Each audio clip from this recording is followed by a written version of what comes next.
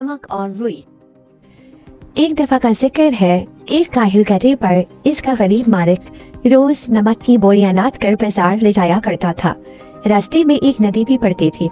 एक दिन गधे का पांव फिसला और वो नदी में जा गिरा। नदी में गिरने के बाद उसकी फुर्श पर लदी हुई नमक की बोरियां गीली हो गईं।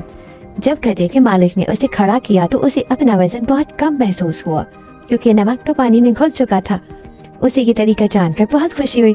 फिर वो आए दिन ऐसे ही करने लगा। जब भी वो नमक की बोरियां लादे हुए नदी के पास से गुजरता तो जानबूझकर पानी में गिर जाता और सारा नमक ज़ाया हो जाता। आखिरकार गधे का मालिक बहुत परेशान हुआ और उसे समझ आ गया कि गधा जानबूझकर ऐसा कर रहा है और अब उसे सबक सिखाना जरूरी है। चुनाचा एक दिन उसने बोरियों में नमक की बजाय रुई भरी और गधे पर लाद दी। हजरी मामूद गधा जब नदी के पास पहुंचा तो उसने खुद को पानी में गिरा दिया।